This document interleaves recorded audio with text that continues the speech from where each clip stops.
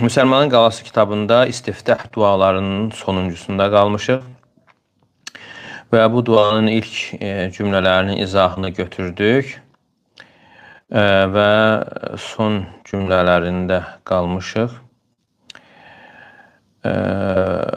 Sonra gəlir ki, fəqulu huvəl cənnətu haqqun. Cənnət haqdır. Cənnət haqdır. Yəni sabitdir, yəni sabit olan bir haqdır. Necə ki Allah Teala xəbər verir ki, cənnət nemət diyarıdır, xoşbəxtlərin olacağı bir yerdir. Elə bir yerdir ki, orada heç bir gözün görmədiyi, heç bir qulağın eşitmədiyi, heç bir bəşər qəlbinin duymadığı nemətlər vardır. Və Allah Teala'dan istəyirik ki, bizi də, sizi də, valideynlərimizi və zürriyyətimizi və müsəlman qardaşları onun əhlindən, cənnət əhlindən etsin. Əl-cənnətu haqqun. Cənnət haqdır. Yəni, öz-özlüyündə haqdır və mövcuddur hal-hazırda. Necə ki, Allah Teala xəbər verir, uiddət lil-muttəqin.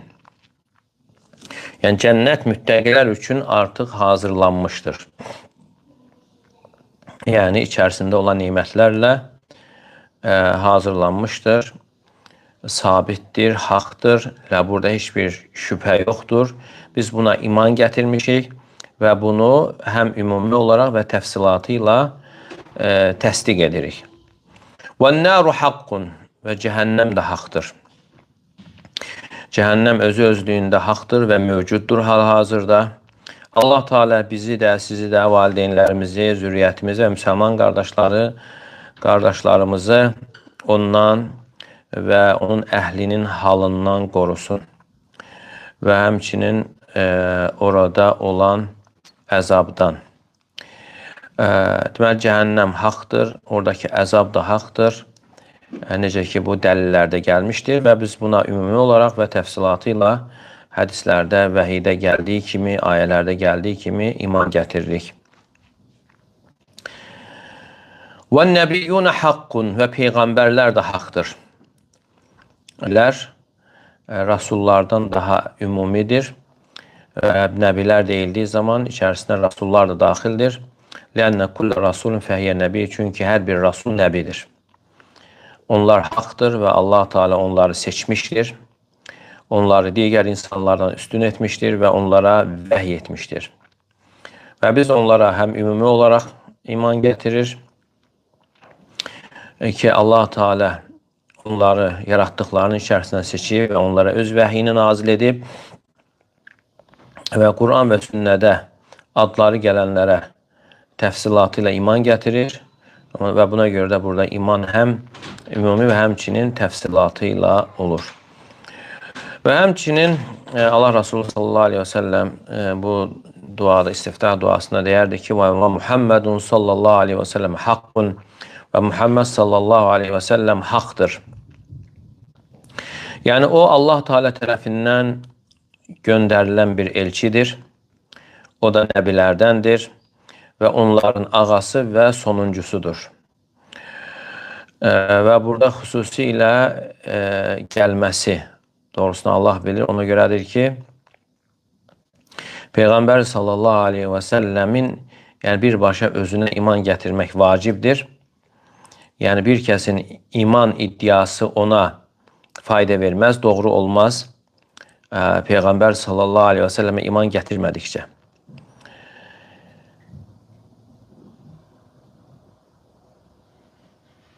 Peyğəmbərlər əvvəlki ümmətlərdən olan qad yakun ba'du muslimin semi'a bi enne lillahi enbiya fe amene bihi icmalen.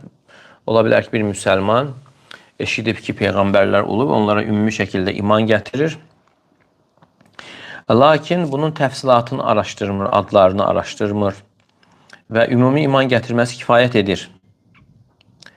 Necə ki, Allah Teala buyurur, və kullun əmənə billahi və mələikətihi.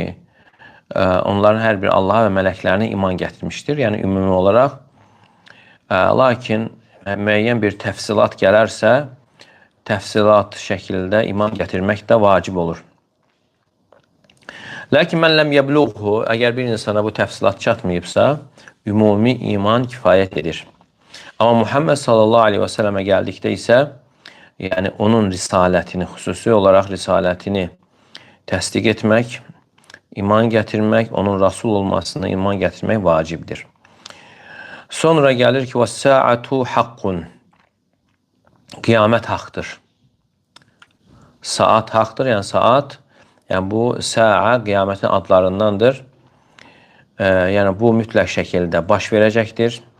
Bunda heç bir şək yoxdur. Və həmçinin orada olan dəhşətlər, qorxular və məhşər, insanların dirilməsi və orada olan sırat körpüsü, tərəzi, hovuz, hesab və digər məsələlər hamısı sabit olan bir haqdır. Necə ki, Allah Teala xəbər vermişdir və onun Rasulu xəbər vermişdir.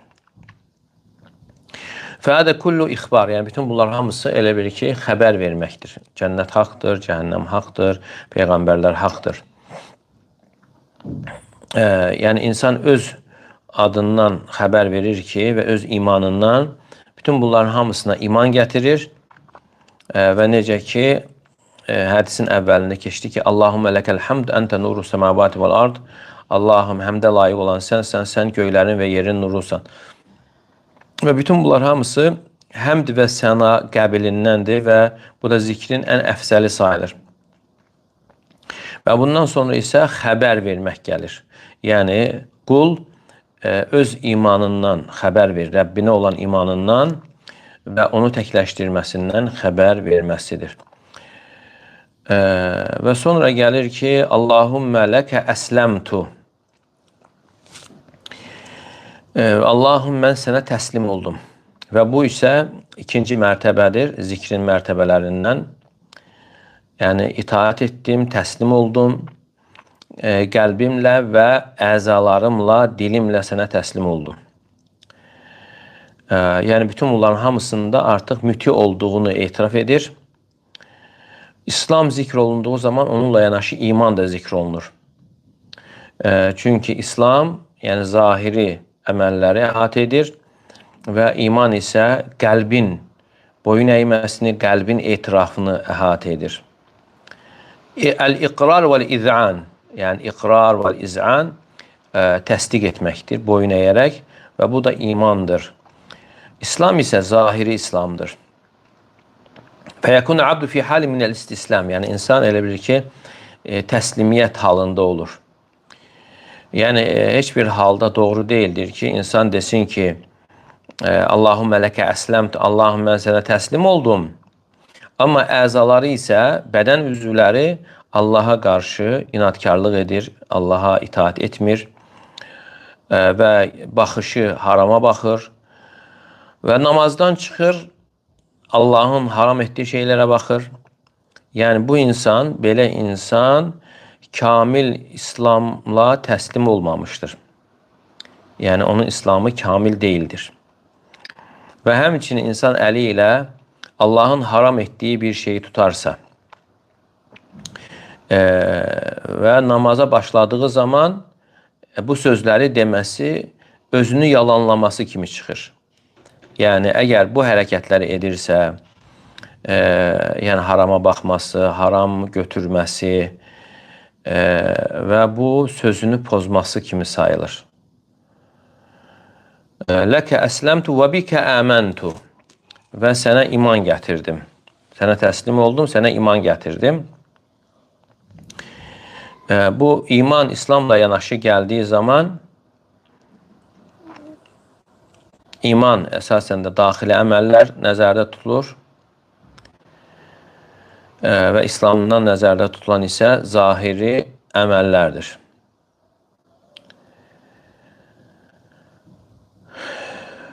Və aleykə təvəkkəltu və sənə təvəkkül etdim. Ləkə əsləmtu, bikə əməntu. Sənə təslim oldum, sənə iman gətirdim və sənə təvəkkül etdim. Və burada car məcrur deyilir, yəni bu ədatların əslində yeri arxadır, amma öndə gəlmişdir. Öndə gəlməsi isə mənanı daha da gücləndirir.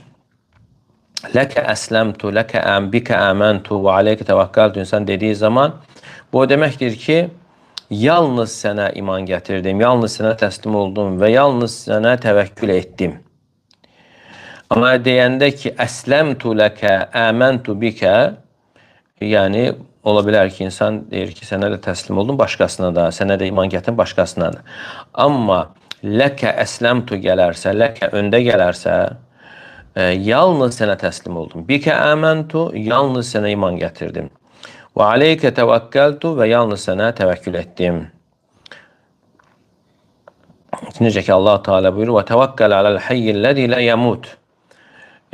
Sən diri olan və ölməyənə təvəkkül et.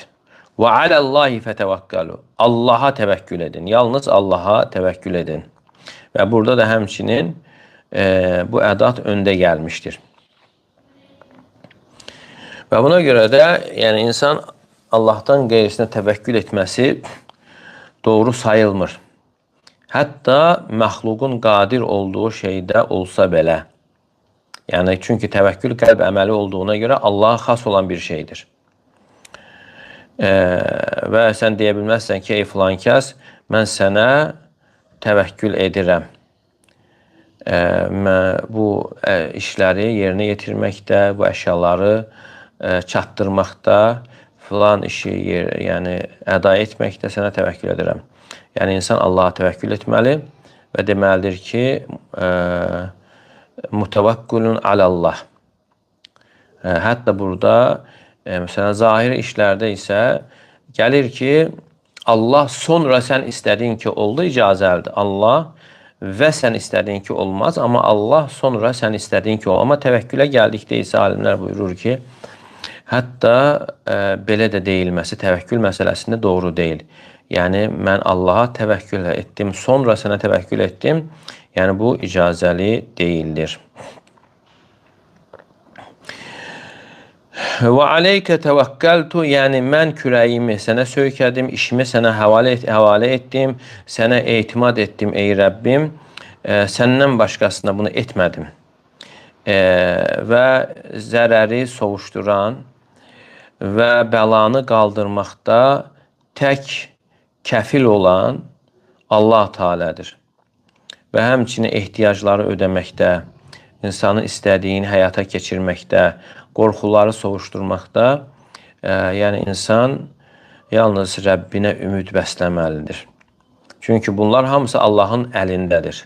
Məxluqun əlində deyildir. Yəni, məxluq buna gücü çatmır. Necə ki, hədisdə Peyğəmbər sallallahu aleyhi və səlləm buyurur ki, وَعْلَمْ أَنَّ الْأُمَّةَ لَوْ اجْتَمَعَتْ عَلَى أَنْ يَنْفَعُوكَ بِشَيْءٍ لَمْ يَنْفَعُوكَ إِلَّا بِشَيْءٍ قَدْ كَتَبَهُ اللّٰهُ لَكَ. Bil ki, bütün ümmət toplaşaraq sənə bir fayda vermək istəsələr, Allahın sənin üçün yazdığından artıq fayda verə bilməzlər. وَلَوْ اجْتَمَعُوا عَلَى أَنْ يَضُرُّوكَ بِشَيْءٍ لَمْ يَضُرُّوكَ إِلَّا بِشَيْءٍ قَدْ كَتَبَهُ اللّٰهُ عَلَيْكَ. Və bil ki, bütün ümmət toplaşaraq sənə bir zərər toxundurmaq istəsələr, Allahın sənin üçün yazdığından artıq zərər verə bilməzlər. Əgər iş belədirsə, insan tək olan Rəbbinə təvəkkül etməli, başqasına təvəkkül etməməlidir. Və həmçinin qəlbini şəfa məsələsində və digər işlərdə başqasına bağlamamalıdır. Və yaxud da gələcəyin gerçəkləşməsini filan kəsə bağlamamalıdır. Hamısı Allahın əlindədir. Çünki Allahın xəzinələri doludur, mülkün sahibi odur və qədərləri də çevirən odur. Və ona görə insan əllərini qaldıraraq, yalvararaq ondan istəməlidir. Yəni, insanın arzuladığı hər bir şey onun yanındadır. Və sonra gəlir ki, və ileykə ənəbt, yalnız sənə tərəf döndüm, yəni tövbə etdim. İtaətimlə, niyyətimlə sənə tərəf döndüm və səndən başqasından üz çevirdim. Tövbə də ibadətdir, onunla günahlar bağışlanır. Bu da yalnız Allaha olmalı, Allah üçün olmalıdır. Yəni, bəzilərinin əksi olaraq, hansı ki, onlar şeyxlərə tövbə edirlər, sufilər kimi. Onlardan biri gəlib şeyxin qarşısında tövbə edir, bəzən saçını qırxır.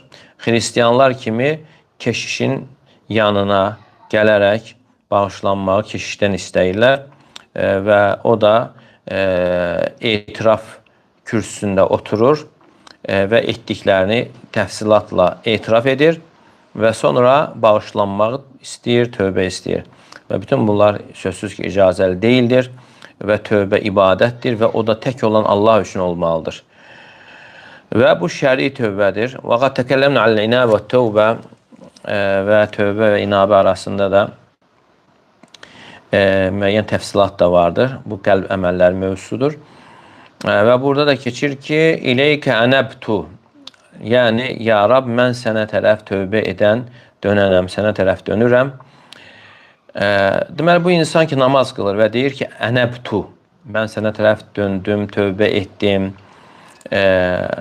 bunu deyirsə və qəlbi Allahdan qeyrisinə bağlanırsa, o insan tövbə etmiş, Allaha tərəf dönmüş sayılmır. Elə bil ki, insan bu sözləri deməklə namazını yalanla başlamış olur. Məgər o insan qorxmur ki, onun namazı geri qaytarıla bilər və xusranla qayıda bilər. Əgər biz bu mənaları dərk etsək, bizim halımız hamısı düzələr, əvvəlindən axırına dək. Və biz Allaha tərəf dönənlərdən, tövbə edənlərdən, yalnız Allaha təvəkkül edənlərdən olarıq. Ona təslim olaraq, ona boyun əyənlərdən olarıq. Və fələ yekun abdu illə bihan yardaha Allah. Yəni, insan yalnız Allah Teala'nın razı qaldığı bir halda olar. Yəni, baxın, yəni, bu zikirlər insanın necə təsiri, əgər biz bu zikirləri dərk edəriksə, mənasını anlayaraq oxuyarıqsa. Və bu namaz necə insanı çirkin və fühuş əməllərdən uzaqlaşdırar. Əgər insan bu mənaları, oxuduğu mənaları dərk edirsə. Ayədə gəlir ki, namaz insanı bütün çirkin və fühuş əməllərdən uzaqlaşdırır. Bu barədə yəni geniş izahlar gəlir. Lakin mühüm olan odur ki, namaz nə vaxt insanı çirkin və fühuş əməllərdən uzaqlaşdırır, əgər bu mənaları dərk edərsə, anlayarsa. Onda görəcək ki, necə namaz insanı düzəldir. Əgər dediklərini ayıq qəlblə anlayarsa. Bu sözləri anlayaraq deyən insan münkər əməllərə cürətlənməz. Allahdan həya edər. Həya edər ki, onun halının əksinə olan bir sözü deməyə. Həl hədə yarci'u ilə beyti və yadlim zəvcət. Yəni, bu sözləri deyən insan qayıdaraq öz zövcəsinə, həyat yoldaşına zülm edərmi? Və yaxud öz qonşusuna zülm edərmi? Və yaxud evladına, və yaxud sürücüsünə, və yaxud xidmətçisinə zülm edərmi? Və yaxud digər münkər işləri görərmi? Və məsciddən çıxaraq alver edərkən insanları aldadarmı? Yəni, bu sözləri deyən insan. Deyir ki, ləkə əsləmd, sənə təslim oldum. Və bikə əməntu, yalnız sənə iman gətirdim. Və aleykə təvəkkəltu, və sənə təvəkkül etdim. Və ileykə ənəbtu, və yalnız sənə tərəf döndüm. Yəni, bu sözləri insan həqiqətən anlayaraq deyərsə, insanın halı tamamilə düzələr. Və bikə xasamtu. Və sonra davam edərək buyurur ki, və bikə xasamtu, yəni səninlə mübahisə etdim.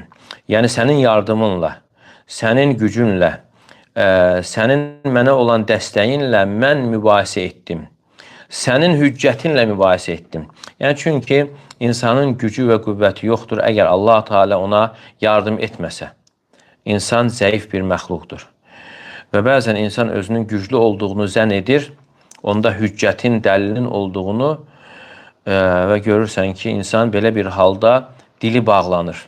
Və bəzən görürsən ki, ən fəsahətli insanlar, ən bəlağətli insanlar belə, xətiblər belə olub ki, minbər üzərində dayanıb. Hansı ki, yəni bunlar müqayisə olunan insanlar olmayıb.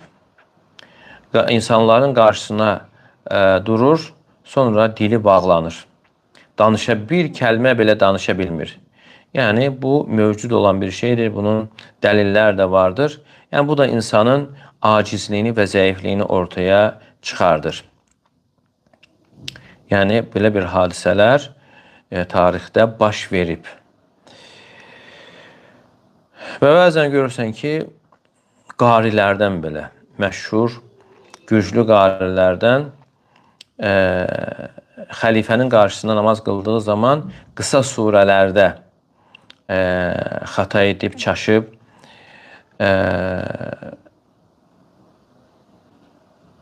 yox da digərlər nə qədər belə hallar, hadisələr baş verib ki, və bu da insanın zəifliyinə və acizliyinə dəlalət edir. Yəni, insanın nə qədər imkanı, qüdrəti, elmi, hifsi, hafizəsi olsa belə, Allah Teala insana zəifliyini göstərir. Və bu da müşahidə olunan bir şeydir və insan bunu özündə də səhər axşam görə bilir və buna görə insan özünü böyük aparmamalıdır. Və burada keçir ki, bikə xasamtu və ileykə hakamtu. Və mən mübahisə etdiyim zaman səninlə, sənin öyrətdiyin dəlillərlə, yardımınla mübahisə etdim. Və ileykə hakamtu və sənə mühakimə olundum. Yəni, mən işimi mənimlə aramda mübahisə olan kimsə arasında sənə qaldırdım. Yəni, insan Allahdan qeyrisinə mühakimə olunmamalı. Çünki insanlar arasında hökm verən, onların arasında ayırt edən Allah Teala'dır. Və sonda isə dua gəlir ki, fəğfir limə qəddəmtu və mə əxxartu. Mənim etdiyim və etmədiyim günahlarımı bağışla. Və mə əxxartu mimmə səyəkun fil müstəqbəl. Yəni, hansı əxxartu gələcəkdə olacaq günahları. Əv mə qəddəmtu fid dünya və mə əxxartu bə'də məvti mimmə yəbqə min əməl insan bə'də məvti. Və yaxud ola bilər ki, mənalarından dünyada etdiyim və ölümdən sonra qalan günahları. Necə ki, insan bir pis yol qoyur və ondan sonra o günahlar ona yazılır və bundan insan bağışlanma dilir. Əgər bu sözü doğru yolda olanların imamı Rasulullah sallallahu aleyhi və səlləm deyirsə, bəs başqa insanlar nə deməlidir? Və mə əsrartu və mənim gizli saxladıqlarımı bağışla. Və mə ələntu aşkarda etdiyim sözlər, əməlləri bağışla. Və mə əntə aləmu bihi minni və məndən daha yaxşı bildiklərini bağışla. Bəzən insan olur ki, özünün müəyyən müqəssirliyini, günahlarını, cinayətini bilir və bəzən də insana gizli qalır və bir çox şeyləri unudur. Və bəzi əməlləri, hətta salih əməllər olduğunu güman edir. Yəni, halbuki onlar günahlardır. Və hətta o əməllərin savabını umur. Halbuki bu belə deyildir.